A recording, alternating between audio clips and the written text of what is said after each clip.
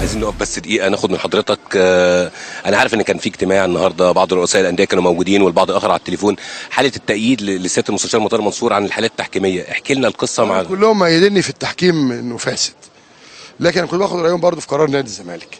ففي ناس أيدت وناس تحفظت وناس اقترحت اقتراحات هقولها بكره للجمعيه، وانا بشكرهم جدا طبعا اللي جم او اللي كلموني في التليفون. حضرتك فتحت الباب لان اي حاله تحكيميه البعض او المعظم هيعترض عليها، وبكده ممكن الموسم ياخد موسمين ثلاثه يوصل ل5 6 مواسم. مفيش آلية نحددها تبقى افضل من اننا نعيد المباراه او خصم نقاط او ايه الحل من وجهه نظر حضرتك غير اعاده المباراه؟ اشمعنى بتطلب من اللاعب منضبط؟ واشمعنى بتطلب من المدرب ينضبط؟ واشمعنى مش عايز الحكم هو الوحيد اللي في الملعب ما ينضبطش؟ اشمعنى؟ وزي ما انا قلت هو بيقول، وعصام قال كلام محترم، قال لك هو انا بتدخل مين يلعب مين ما يلعبش ومين يدرب مين ما يدربش. قلت له انت بتتدخل لما بتطرد لاعب، فانت انت هنا بتمنعه من اللعب عندي. لما بتطرد مدرب الحكم بيطرده بتمنعه انه يدرب، مش كده؟ فانت بتتدخل برضه اهو.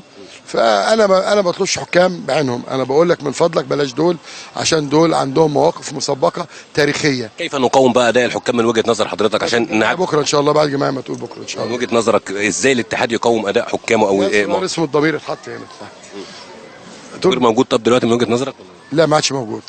مفيش حاجه اسمها اخطاء عند حضرتك؟ ممكن يكون في خطا غير مقصود او مقصود. لا بص عايز اقول حاجه، لو جهاد جريشه ده عنده ضمير كان كتب في التقرير ان هو لما روح البيت وشاف الماتش لا ضربه جزاء، لكن ما كتبش في التقرير يبقى ما عندوش ضمير. طب لو كتب في التقرير كده كان ممكن مباراه تعاد؟ لا سيبك تعاد بقى، كنا هدينا، انما ده بيعاقبنا احنا. يعني حضرتك فعلا بتنادي بحق نادي الزمالك انه لو كان طلع واعتذر ان فعلا ضربه جزاء كان ممكن. عمل ايه مع النادي الاهلي؟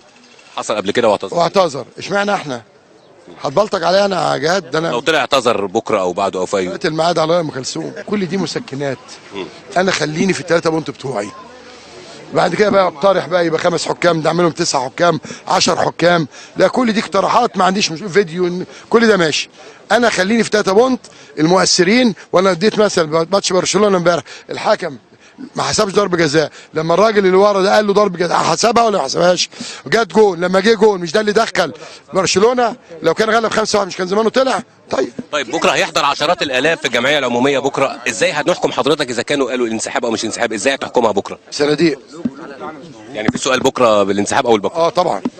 طبعا ده بكره انتوا جايين على الهوا وانا اخر واحد هتكلم، هنسمع الناس كلها الاول. هي دي ديمقراطيه، وده انا بشكر السيد وزير الشباب والرياضه علي مدير الشباب والجيزه انهم سمحوا بالجمعيه العموميه، قال لك عايزين نسمع الناس، فعل دور الناس، مش كل مجلس اداره خاطف نادي واخد بالك ومزاجه بيعمل اي حاجه.